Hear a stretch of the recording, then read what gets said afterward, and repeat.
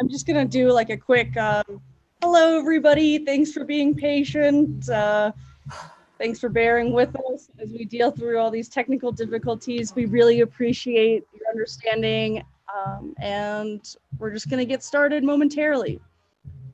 Hey, we're up. Maybe. I don't see it You yet. can share your. All right, bye everybody. Good luck, Zach. Thank you so much. Thank you, Meg.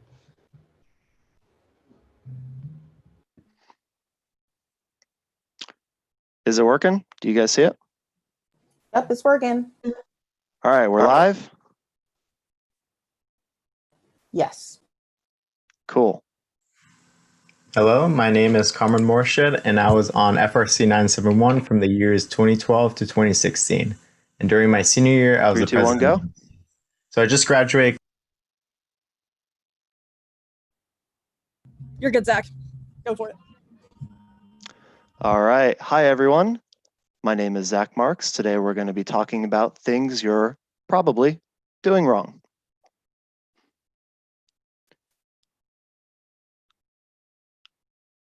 There it goes. So we did these things wrong, so you don't have to. We have a lot of catchy subjects today. We're going to talk about checklists. We're going to talk about zip ties. We'll be talking about what cuts what. A screwdriver is not, and it's a trick, it's not many things. I broke a bearing with the press. Glue. The solvent tastes bad. 3D printing is basically magic, and magic is hard, okay? Why are there so many kinds of plastic? And when you're a hammer, everything looks like a nail. First, I want to get some stuff out of the way. I am no expert, but goal of this presentation is to give a baseline of tricks and tips to the layperson to help them build robots. Do not take my words as the ultimate truth. The only thing I'm an expert in are 3D printing, Pokemon, and helicopters. Most of these tricks are to promote safety and function, brought about by years and years of scars from jagged zip ties. Let's talk about me real quick. As stated before, my name is Zach. I'm a mentor on Team 971. I take my job very seriously. That's a bad example. Hang on. Nope, another bad example. Sorry about that, guys. I take my job very seriously. A long time ago, I was a helicopter technician and crew chief. What that means is you have to ride in the helicopter after you fix it. It's very important that you fix it correctly because you're sitting in the giant aircraft that you just finished fixing. If you did something wrong, you're on the line. Safety is number one, but following directions is also number one. When it comes to doing things the right way, doing it the right way tends to be the safest way, and we want to make those both top priority. You need to learn from your mistakes in hopes of avoiding a future incident. If you did something wrong once, there was a problem, you need to write it down, you need to do an after action review about what you can do better, and you need to incorporate that into the way that you work in the future. Slow is safe, slow is smooth, smooth is safe, be smooth. So here's a picture of me flying around in the jungles of Panama. If I forgot to install one of the bolts that holds the engine in, it'd be a very bad day. Here's a picture of me in the mountains of Afghanistan. Same thing. You need to make sure that you do all your jobs correctly.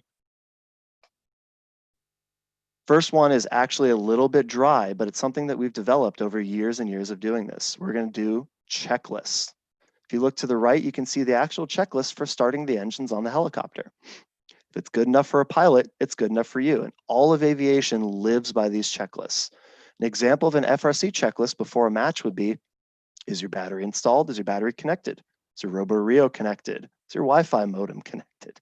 Go over all of the little catch points that could lead you to lose a match. Make sure everything's good. There's no reason to skip ahead. Out of sequence means that you are skipping steps. When you skip steps, you're likely to not come back and revisit them. So if you find yourself doing stuff out of sequence, just develop a better sequence and adjust your checklist accordingly.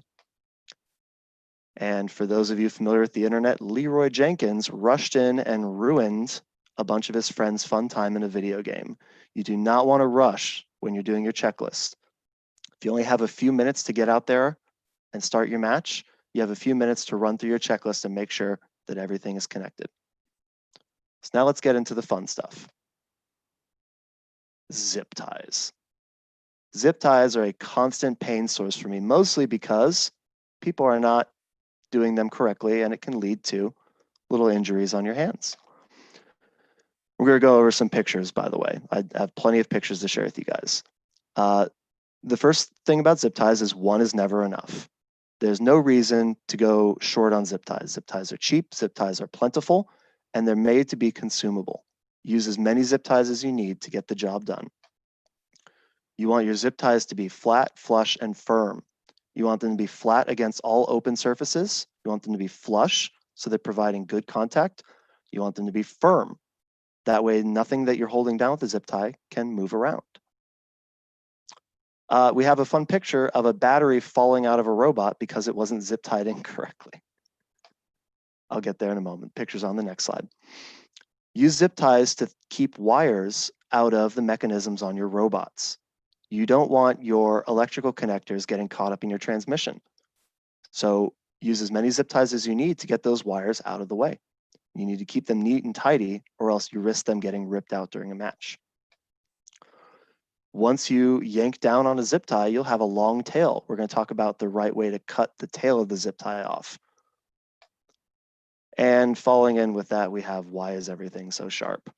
So first we have some pictures. On the left of my screen, you can see that a battery fell out of a robot during a climb back in 2017, I believe. That little Anderson connector there can be zip tied in place. So that even if your battery falls out, it won't cause you to lose the match. Moving over to the center of the screen, and I'll get my thing out of the way here. We have two different types of cutting mechanisms and the two different types of cuts they make. These are flush cutters. These are the preferred way to cut zip ties down. As you can see, there's not a lot hanging out. These are diagonal cutters. Diagonal cutters leave a little bit behind, and anyone that's worked on robots long enough knows what it feels like to reach down inside of your robot and have one of these sharp zip tie tails catch your hand. Moving on, I'll hide myself. While neither of these methods for chaining zip ties together are wrong, this one on the right is not applying very much force down in this area. So while neither one is wrong, the one on the left is much better for securing parts in place. You want to keep a nice even spacing with chain zip ties so you have good smooth force around your entire object. Next, we have a similar problem to the last one. If you apply the zip tie to the edge here, you get nice, flush, firm zip tie contact around the whole rectangular surface. But if you apply it to the middle, there's not very much force in this area I'm circling being applied to the object. So while this one will hold, it won't hold as well as this one. Also, it doesn't look as clean. Let me make my picture a little bit smaller, everyone. Sorry about that. So next slide is what cuts what. If you look at my fun little picture over here at the right, I got just a handful of cutters out of the cutter drawer. Starting on the right, we have scissors, we have a kitchen knife, we have metal shears or tin snips, we have an X-Acto blade, flush cutters, diagonal cutters, and these ones are actually for trimming dog toenails, but they work for other things. It's important to use the correct cutting tool for the correct cutting job. So first thing we're going to talk about is steel is good, carbide is gooder, but not always. These are some drill bits I used. These were carbide, or they weren't carbide, sorry, but these were just some generic steel drill bits, and I drilled into some masonry. And as you can see, it almost immediately broke. You need to be using the right tool for the right job, and that includes the right cutting mechanism for the right cutting job. Steel is good for cutting things that are softer than steel, But when you need to cut steel, as we often do on these robots, you may have to go to different types of cutting steels, high-speed steel, carbide. There are various ways to cut steel, and it's important that you choose the right one. Snip, snip, we're going to talk about flush cutters versus diagonal cutters. Now, on the previous slide where I showed you the type of cut that the flush cutters make and the diagonal cutters, you would think, why would I ever use diagonal cutters? Diagonal cutters are actually stronger than flush cutters, just the way that the blade is formed. So if you need to cut something like a small nail, diagonal cutters can cut right through it versus flush cutters, which will bend and just not be very good afterwards. Tin snips, these metal shears, these can actually cut sheet metal. And these are scissors. They're like a really thin version of shears. Scissors are great for paper, cardboard, the material that you make your bumpers out of, but scissors aren't very good for cutting wood or sheet metal. And on the flip side of that, these tin snips are not very good at cutting paper, fabric, cardboard. So you want to use the right cutter for the right cutting job. Next, we're moving on to X-Acto. X-Acto knives are one of your best friends in the toolbox. They are fantastic, but they are only fantastic when they are sharp. These blades are cheap, these blades are consumable, and they are disposable.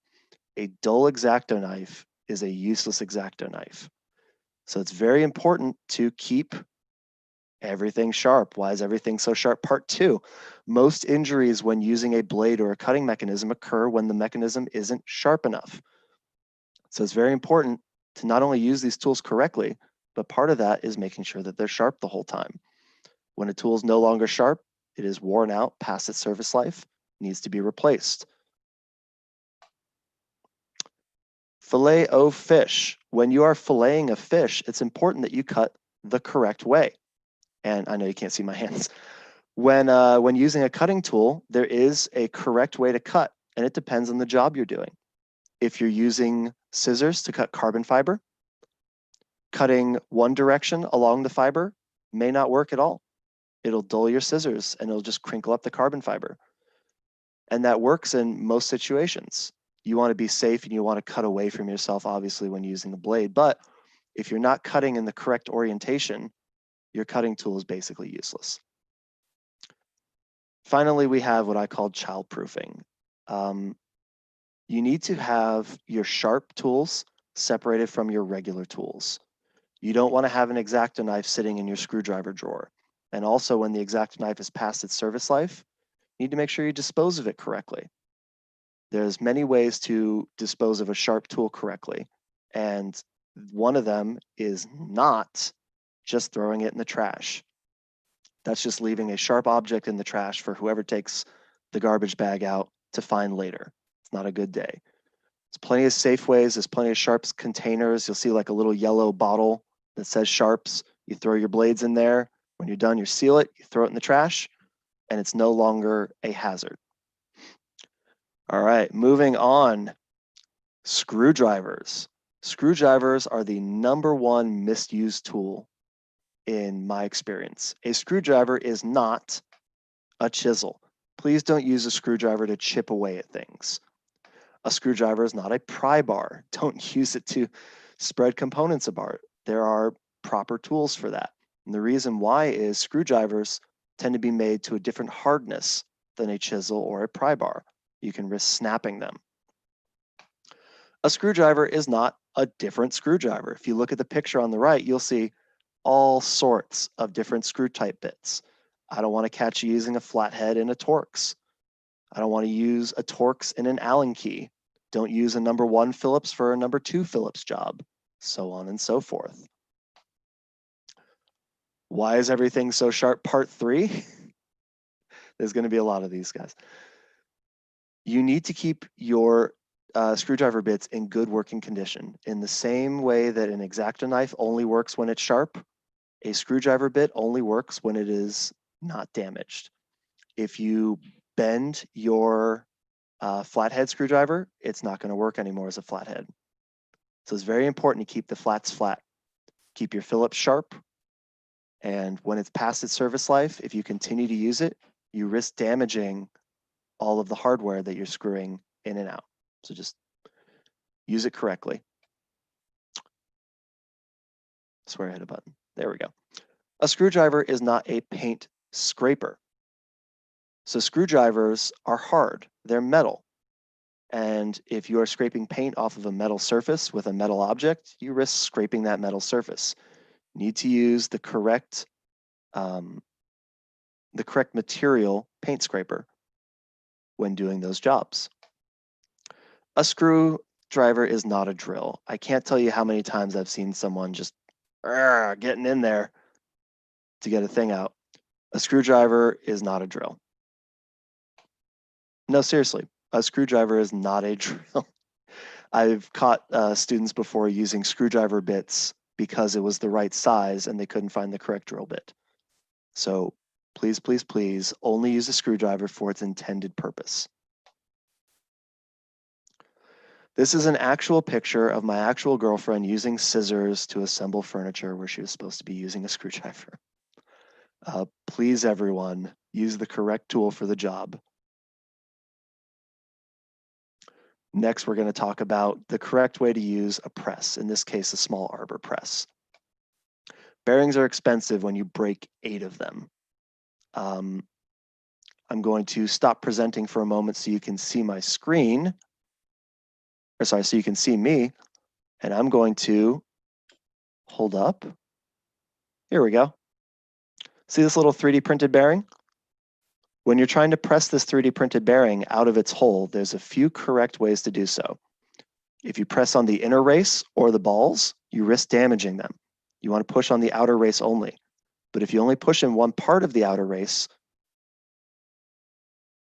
you'll push sideways and you risk damaging the component for which you were trying to remove. So it's important to use something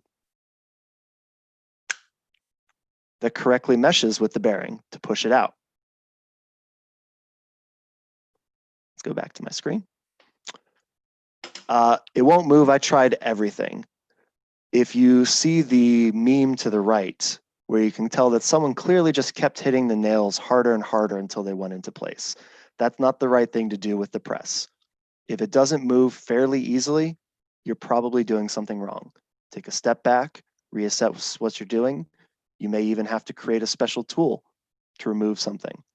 But do not double your force in order to get a better result. Doing so will break components. As stated at the top, I've broken several bearings before. And bearings get expensive when you start breaking them a whole bunch. Excuse me. Presses are an amplification of force. So if you start applying more force, you very quickly amp up the risk at causing damage to your components. All right, glue. I am unofficially the glue guru of 971, the glue-ru, if you will. There is a proper glue to use with almost every job. And unfortunately, since we're on lockdown, I couldn't get good pictures of the glue and the applicator. But not all glue just comes in a tube. Some glues require specific mixing and measuring and tools that do that for you. Those tools are expensive. And it's very important that when using the right glue, you also have to use the correct equipment. That equipment is expensive, very much so. And it's vital to get it right. If your glue requires a 100-to-1 mix ratio and you're just kind of eyeballing it, you risk losing your glue. And when your glue doesn't cure correctly the first time, it's very rare that you can kind of recover from that, get it to work the next time. Come on. It's too hot in here is referring to hot glue. There are very few instant bond adhesives out there. Super glue and hot glue are the ones that come to mind. Super glue is great. Super glue sticks instantly, it sticks hard, gets into tiny little spaces, but super glue is really hard to remove. Hot glue sticks to lots of spaces as well, very easy to remove, very cheap. So if you do it wrong, you can kind of recover. You should be using hot glue for a lot of your prototyping. It'll save you some time, some effort. As I'd mentioned, proper mixing and curing are absolutely vital when you're using adhesives. Some of these adhesives have 48-hour, 7-day cure times. If you use them before they're at full cure, you risk ruining that bond. And once it's gone, it'll never repair itself. So make sure that you have the proper, it's too hot in here. Make sure you have the proper temperature when curing as well. A lot of these adhesives only cure above a certain temperature. So if you're working in your garage in Michigan in the middle of February, there's a chance that the 78-degree minimum cure temperature won't be reached. Read all the directions, follow all the directions, and hopefully you'll have a successful bond. Glue is icky. Glue sticks to you. Glue sometimes comes in several parts. And when I say it sticks to you, what I'm referring to is you need to be using the proper PPE for certain adhesives. If you're using epoxy, you need to be wearing gloves. If you're using hot glue, you need to be aware that it is hot. If you're using super glue, probably also want to be wearing gloves because super glue is activated by liquids. So as soon as it touches the oil on your skin, anyone who's used super glue has glued their fingers together. And the final step on glue is, once again, I didn't get a good picture. I apologize for this. Elbow grease is referring to surface preparation. Surface preparation is absolutely key. Back in 2018, with our carbon fiber arm, I glued it into the aluminum and I did it improperly, didn't do the surface preparation correctly. And it came undone a couple of times. We had to do a completely new bond during the competition at San Jose. So it's very important that when gluing components together, you do the right surface prep. For example, with epoxy, you'll need to scuff up the surfaces and degrease them. One of the things that we discovered, moving into our next subject, solvent tastes bad, was that we were using the wrong solvent. We were using isopropyl alcohol when we should have been using acetone. Acetone makes a much better surface prep bond in the case of aluminum and carbon fiber. So the first topic is my favorite solvent is illegal and I'm still upset about it. Many states actually lack the access to the proper solvent for the proper job. Some places you can get acetone, some places you can't. Some places you get methyl ethyl ketone, another acetone type solvent. And you need to use the right one for the right job, but if you can't get it, it's usually there's an alternative available. Just have to do some research. Anyone who has used acetone while wearing rubber gloves knows solvents will do their job very well if you're not paying attention. The wrong solvent will melt through certain types of PPE. So it's important that you use the right PPE. Nitrile gloves are great when it comes to not letting solvents mix or melt through, but they're not a catch-all. You really need to be using the right component or the right PPE with the right solvent. We have a question about glue. Sure, send it. You mentioned some expensive tools for mixing and applying glue. What specifically were you referring to? Let me find it real quick.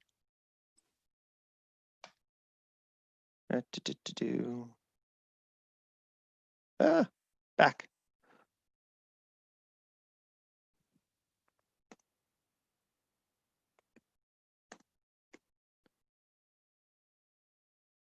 Okay, here it is. Even with the spell check, I got it right the first time. So this is a special epoxy applicator for a special type of epoxy, in this case, 3M Scotch Weld. There are different, oh good, the dog's barking. There are different applicators for different types of epoxy. This is one that we use very often. The applicator itself is actually quite expensive. The tubes of epoxy are expensive, and these little, I may have to go grab my dog real quick, everyone. These small mixing nozzles that plug in are also expensive. The things that are important are to pair the correct mixing nozzle with the correct epoxy. Did that answer the question? We can't see your screen. I'm not sure if you're sharing something. Fantastic. I stopped sharing my screen. I apologize, everyone. Cool. Real quick to reiterate, this is the applicator I was referring to. It's for certain types of 3M Scotch weld epoxies. These are the mixing tips for them. And I'll open up a page real quick to show you what that all looks like. You can see here on the right that you have the applicator, the epoxy, and the mixing tip.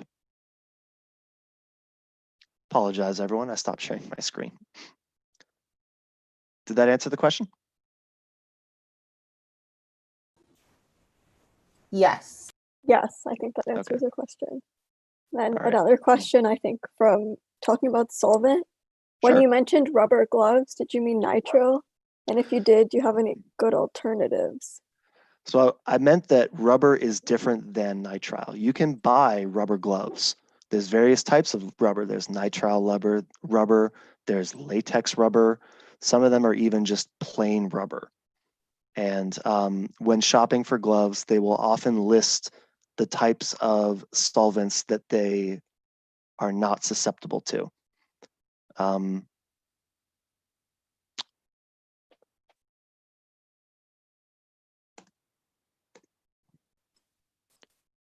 Yeah, thank you for clarifying that. So here you go. There's hospital grade gloves, which are sanitary but made of a different material than potentially these nitrile gloves, or the big rubber ones that you use in the sink.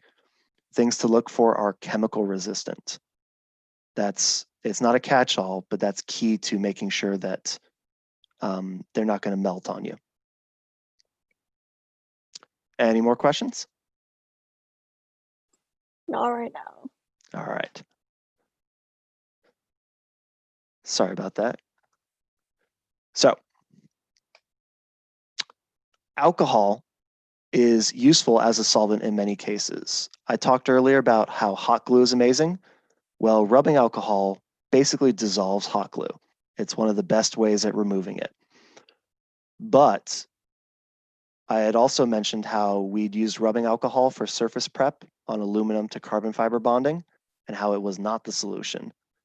You want to use the correct solution, solvent, for the correct situation. The caterpillar reaction or something like that. What I'm referring to is the capillary reaction. Solvents will wick between small gaps and up certain types of material.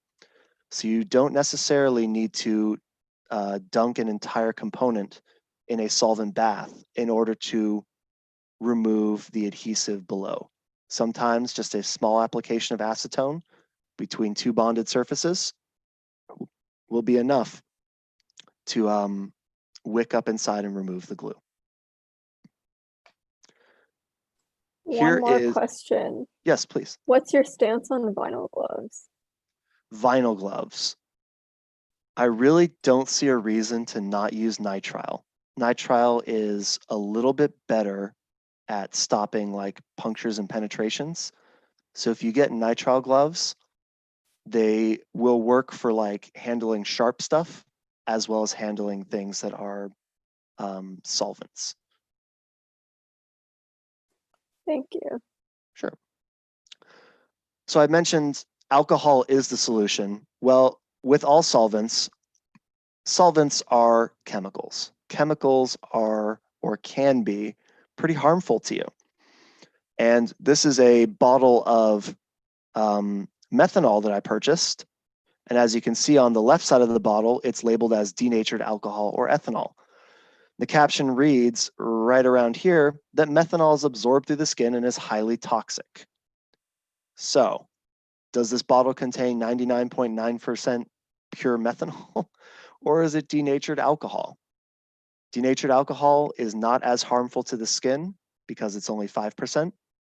All the same, you need to be wearing PPE when using these solvents. Moving on. 3D printing is basically magic and magic is hard. Before 3D printing, there was a question about should people remove the solvent before applying glue? Solvents tend to evaporate if left alone, but you can also wipe them away to remove a to remove a standing puddle. You will need to remove the solvent before applying the glue because the job of the solvent is to thin the adhesive in many cases. If you don't wipe away the acetone, your glue will be too thin and it won't stick very well.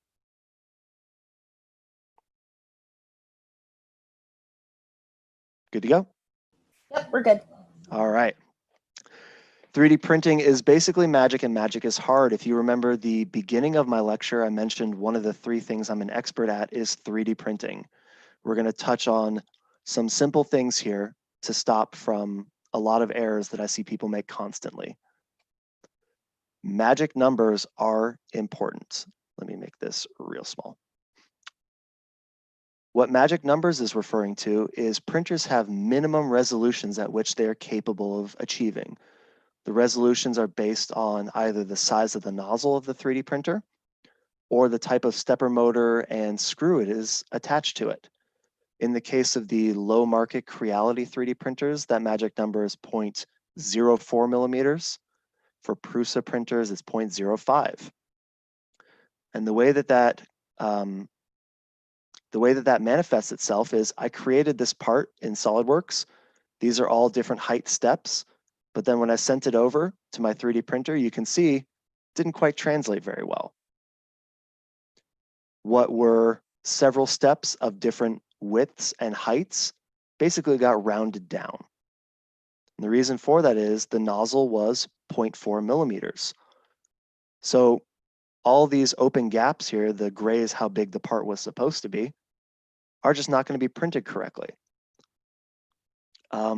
You need to keep in mind when designing your components, things like how wide your nozzle is. If your nozzle is 0.4 millimeters and you try to design something that's 0.5 millimeters, you're going to have a gap. If your nozzle is 0.4 millimeters, you try to design something that's 1 millimeter, there'll be a gap on the inside. It's very important to remember those magic numbers when designing parts to be 3D printed. Next topic is freedom units and math. If you're like me, you work with engineers from all over the place. Some of them like to design things in inches. Almost every 3D printing program I've used only works in metric. So when someone wanted me to print something that was about 12 inches long and they send me a file output in inches and it ends up being like about a centimeter, make sure that you use the proper scaling factor. If you scale things incorrectly when importing from different types of units, you will have issues with overall accuracy. We're going to talk about SLA printers real quick because lasers are rad. SLA printers are a brand new type of printer that are available to the consumer. They print highly accurate parts. They're wonderful for many things, but they have a lot of downsides. One of the downsides, or sorry, we'll get to the downsides in just a moment. I have some pictures to demonstrate. Anyone who's been 3D printing for a while is familiar with Benchy. I'll show some pictures to demonstrate calibration. What the Benchy is used is for benchmarking your 3D printer. You may think that your 3D printer settings are correct, and then you print out something that's 30 millimeters and it ends up being 31 millimeters. And depending on how accurate you need your 3D printed parts to be, that could make or break your robot. 3D printing takes a long time, so it's important to get it right. Part 4 of why is everything so sharp. 3D printing often requires supports and support removal. And these supports are very sharp and they require you to use a tool to remove them. Flush cutters are great. I'll show you some examples of 3D printed supports in a moment. Come on. While on the subject of PPE and gloves and resin 3D printed resin is nasty, nasty stuff. It's getting much better, but you really need to wear all of your PPE when working with these resins, same way you would when working with glues and solvents. Resins also tend to be stinky. If you have your 3D printer in the same room as all the people doing CAD, they're going to notice it. So it's important to keep in mind that this resin is a chemical, and you don't want chemicals in the classroom at all the time. Here are a bunch of pictures about 3D printing because I had mentioned I love it. On the left, we have the benchies that I talked about. You can see that this benchy in this kind of copper color looks okay. This one in the clear resin looks much nicer. And this one I tried to print in Delrin, and it is a mess. The function of the benchy is to benchmark your 3D printer settings. When your settings come out a mess, you make changes one by one accordingly. The benchy has certain types of 3D printed features that are easy to narrow down what setting of yours is off, whether it's your cooling of overhangs, whether it's your retraction settings, whether it's how much warping your part does. Benchy is a great tool to get your 3D printer dialed in. If you look on the right side of the screen, you can see that once you get them dialed in, 3D printers can be highly accurate, either in FDM or in resin printing. But if you don't get them dialed in, this 10mm ID is not quite right. A lot of 3D printed materials shrink or expand when they're being printed.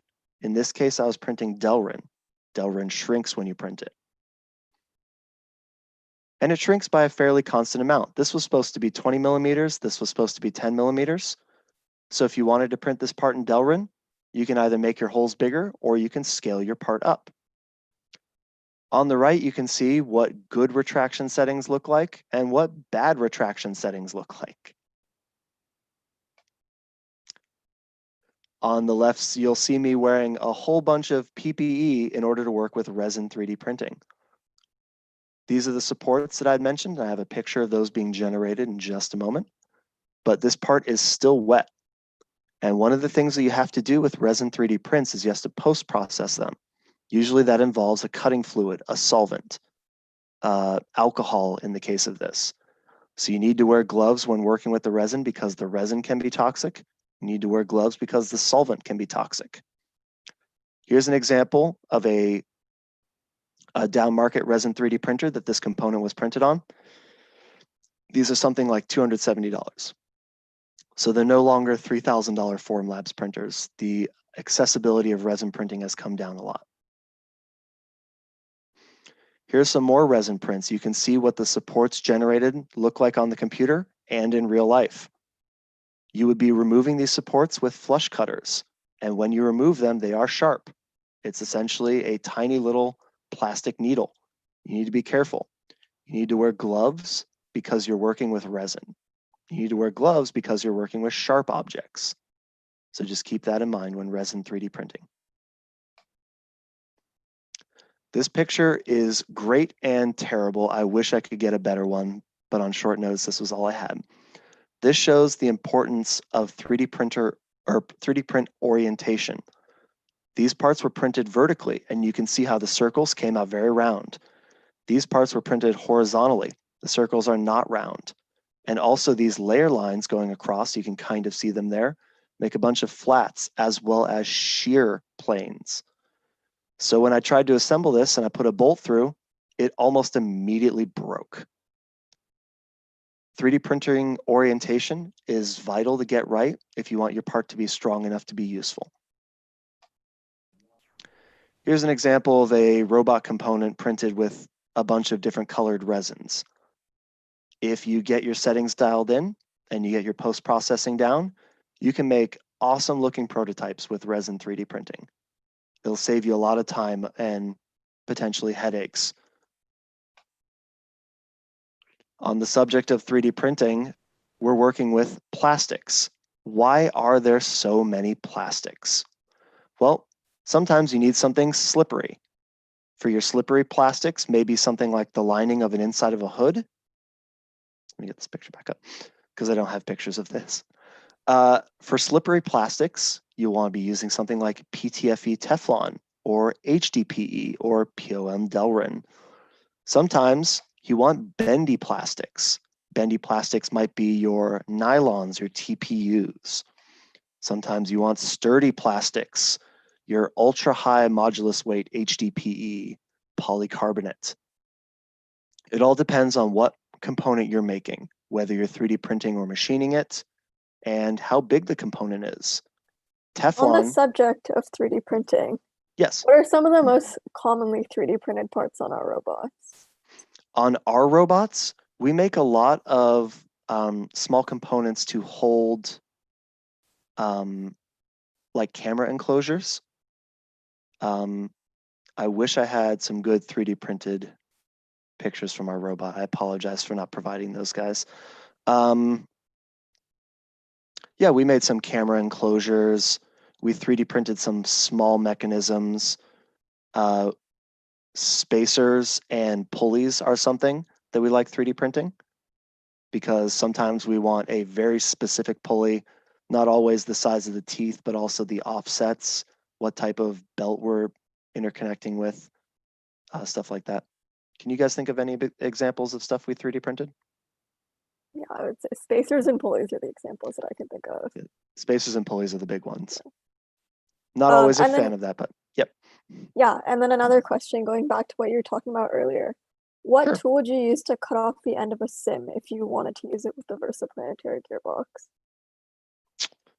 The end of a sim, meaning the shaft? Or I assume, yeah. I don't know what else it would be. yeah, so I believe you're not allowed to modify motors. I don't know if you're allowed to modify their shafts. But in that case, you'd be cutting steel. And you're cutting steel on a rotating component like a motor. That's something you're going to want to do in the lathe if possible. Otherwise, steel cutting mechanisms are hacksaws, carbide in the mill, high-speed steel. Hacksaws tend to be made of high-speed steel. You are not going to want to use something like diagonal cutters or metal shears. You won't get through those components. There's also the option of an abrasive wheel, something like a Dremel or a cutoff wheel cutting bit.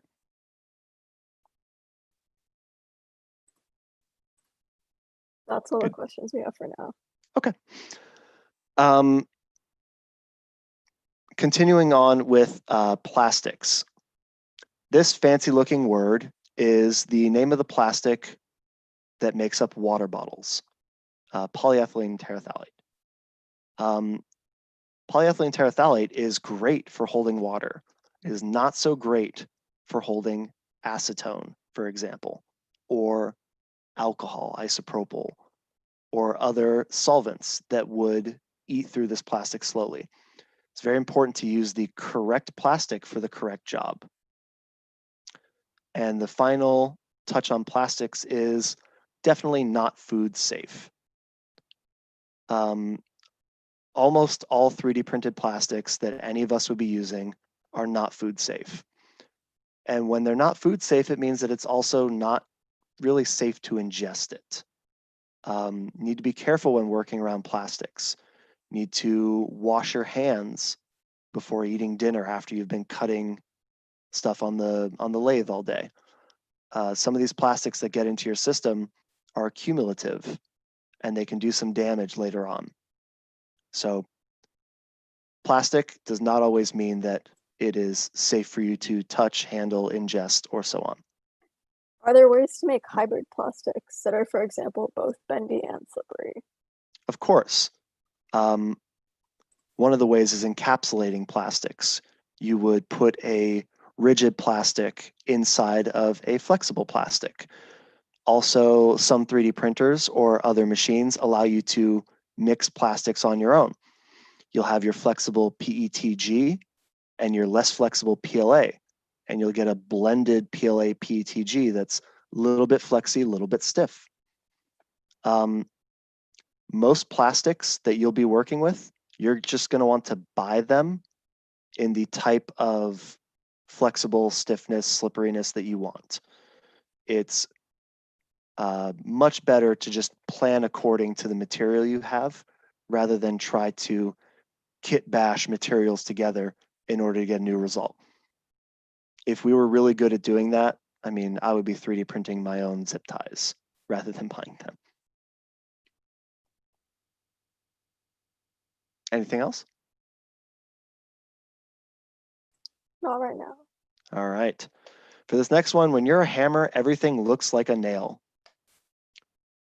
We're going to go over what is and is not a hammer. So,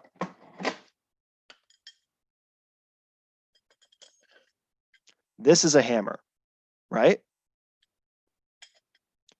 This is a mallet, a type of hammer. This is not a hammer. In the same way that people use screwdrivers wrong, you wouldn't believe what people use as a hammer. Using the right tool for the right job is a recurring theme in this presentation. So don't use a wrench as a hammer. But on that note, this rubber mallet is not super good at hammering nails in or bending metal. And this will shatter a 3D print that you're trying to get wedged into place. You need to use the right hammer for the right job. There are plenty of them out there.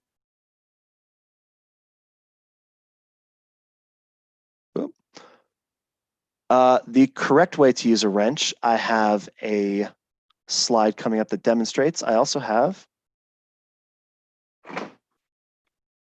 also left my wrench across the room. So we're gonna stand by my picture that I'll show you in a moment. But wrenches are actually directional. Believe it or not, the thick side is for applying torque and the thin side is for securing your part. If you use the wrench like this and you're applying torque to the thin side, you're basically weakening the ability of your tool. Now, I get that you can't always fit the wrench in because wrenches aren't straight, and sometimes you have to flip it upside down to reach it. But when applying the main majority of the torque, you don't want to use the wrench in the wrong orientation. Use it correctly. Vice Going grips back to aren't wrenches. plastics, Yes. what plastics would you recommend for teams that don't have the capacity to machine aluminum but can cut other materials like plastic on a router? Oh, excellent. So the plastic that's used most heavily is polycarbonate. There's a lot of brand names out there like Lexan. Polycarbonate is very strong, and strong is kind of a catch-all word to use, but polycarbonate is good at not breaking.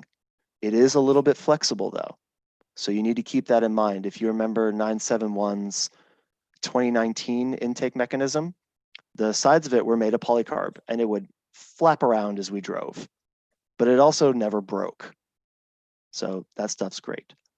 Other materials that are fantastic for using if you can't really use aluminum, you have your engineering materials like your nylons and your Delrins. Both of those are great for making components. They each have their own time and place. Nylon tends to be a little bit stronger than Delrin. Delrin is self-lubricating a little bit. So Delrin is good for if you have components that need to slide against each other. A lot of gears that you buy out there are made of either nylon or Delrin. You'll see wheels that are made of polycarbonate. So if I had to suggest components or plastics to use other than aluminum, I would go with polycarbonate, Delrin, and nylon. Those ones will take you pretty far. Someone's asking, oh, I think this might be a joke. Why is that calling an adjustable nut rounder a wrench? Can you say that again? Why is that calling an adjustable nut rounder a wrench? Yes. In the same realm that vice grips aren't wrenches, this is also a type of wrench, but it is not. I wish I brought more tools over so I could show you guys. There are the right tool for the right job. And these adjustable wrenches, while great for some things, are only really situationally the preferred tool. Not a wrench. Thank you for pointing that out. This is not a wrench. And then another question someone is asking, what filament-based materials do you recommend printing with besides onyx? So onyx is great. Onyx is expensive. Onyx is a blend of carbon fiber and nylon. If you're capable of printing in onyx, you're capable of printing in nylon. I would recommend nylon. Alternatives to nylon are polycarbonate, which is very tricky to print with. And there are some lower market filaments. PLA is stiff and highly accurate, so it's good for making sure things fit. PETG is a little bit flexible and pretty like resistant to shock. ABS and ASA can survive high temperatures. I don't think FRC robots, excuse me, experience high temperatures very often, but you know, there have been fires in the past. So if you need something to survive high temperatures, polycarbonate, ASA are your go-tos. What are your thoughts on PVC, specifically for cutting on a CNC? PVC, polyvinyl chloride, has its time and its place. I mean, PVC is kind of a weaker material, and although it's widely available and can be machined quite easily, I would say it is less preferred than using something that's a little bit stronger, like a nylon.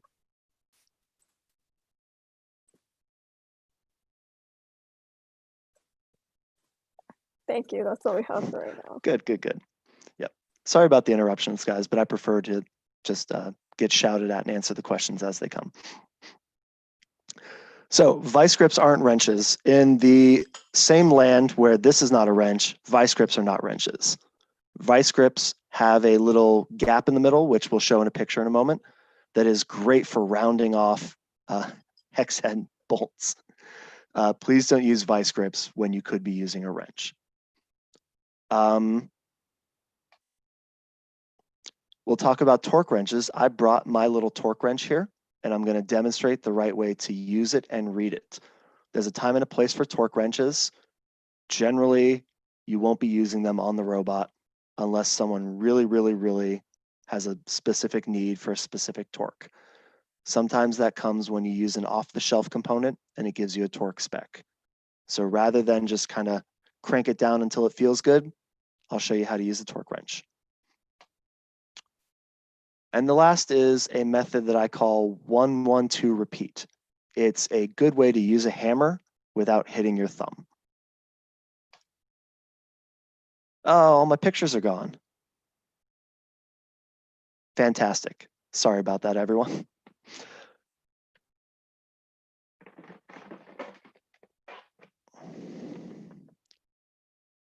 Torque wrench. Torque wrenches are sensitive to shock. If you drop a torque wrench, it might lose its calibration. Oh, this is going to be real difficult to see. Sorry about that, everyone.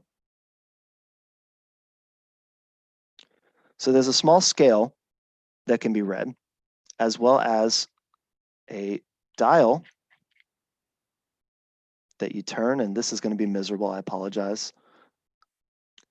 But the way that these dial-in torque wrenches work is you crank this down until you reach your desired torque spec, secure it in place, and then use as a normal wrench. A torque wrench, just like vice grips, is not a normal wrench. Please don't use a torque wrench as a ratchet or a wrench. If you drop it and it loses its calibration, you should not be using it anymore if possible. Same way you shouldn't drop calipers and keep using them. These are precision calibrated tools, and if you need an accurate number by any means, dropping your tool is the #1 way to make sure that you never get that number right again. Since my video is missing, I'm going to have to demonstrate on my hand, I guess, my 1-1-2 repeat mechanism. So when you see people using a hammer, turn off your presentation though, Oh, so yeah. your pictures video, your There we bigger, yeah. Oh.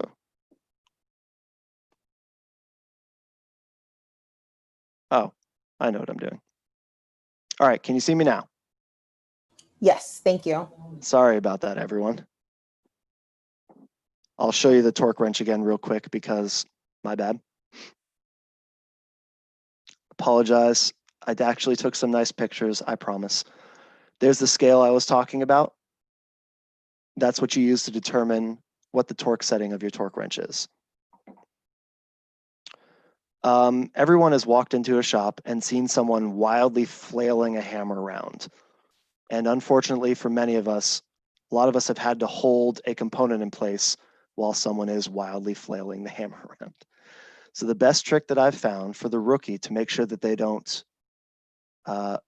errantly hit someone's hand is to do what I call the 1-1-2. Here's what that looks like if you're the head of a hammer. 1, 1, and then you swing it in. The way that that'll look is if I'm just hammering on my hand, for example, be tap, tap, hard hit, tap, tap, hard hit, tap, tap, hard hit. It helps you line your shot up. It helps you get calibrated as to what you're doing. And then when you finally swing in, you're way less likely to miss. I've broken my thumb 3 times while hammering stuff, so it's highly effective. All right, let me share my screen real quick.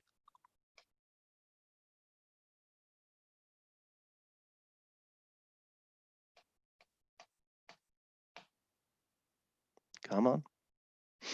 Bonus, the vernier scale is also magic. Just like 3D printing, everyone out there has been exposed to the magic of a set of good calipers.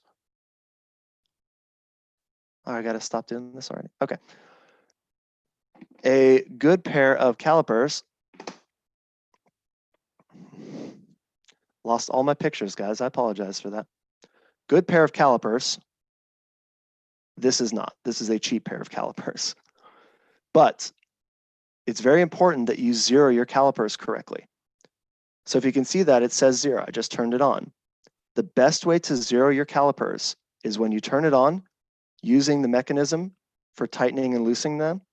Just give it 1, 2, 3 clicks down, then hit 0. Now you're certain that it's zeroed, because if you just kind of turn your calipers on, hit 0 and go, it may not be actually 0. And then you'll be off by as far off as your calipers were squeezed together or pulled apart. So it's very important on your calipers that you get proper 0. Despite what you see on the internet, calipers are not a good, they're not a good scribe. You should not be using them for scraping paint off of metal or for marking surfaces. It's like the #1 way to ruin the ID and the OD parts of these things is to just scrape it along a piece of metal and ruin that nice finish. And similar to the torque wrench, if you drop your calipers, they may never read accurately again. As you can see with these, right now we're 0. And now we're, where'd it go? Yeah, 853. That's not correct. I've dropped these calipers many times. They no longer read accurately at the big numbers. And now that I've swiped it back to 0, we're displaying 580-ish. So it's very important to take care of your measurement tools. And if you ruin them once, they're basically ruined forever. Calipers can be very expensive, and you don't want to be the person that keeps dropping the expensive tool that you guys rely on. Someone asked what your favorite torque wrench is. Snap-on. We used Snap-on torque wrenches in the Army, and we had a torque wrench that someone broke the head on one day while torquing parts of the helicopter. The Snap-on guy showed up and he took a component off of what was a torque wrench from 1954 and swapped on a new one, and it fit and worked perfectly. And you pay a lot for the name, but you also pay a lot for that lifetime warranty. I'm not kidding. This wrench was from the 1950s and we got a replacement head and it was working good as new. So if it were up to me, I would have Snap-on tools. However, I don't know how much you guys make, but Snap-on tools are expensive, so I buy Tecton or Harbor Freight brand. Someone else asked, what experiences do you have using wood on your robots? We use wood for prototyping a lot. 971 built a wood router, or built a router, I should say, a CNC router. And wood is a great prototyping material. I don't think much wood has made it to the final robot. Wood is kind of less effective in every way than Lexan or aluminum. So wood is great for prototyping. It's cheap, it's fast, but I don't think we use it in the final robot. Another question, are the Klein models good? Yeah, Klein makes good tools. Klein, when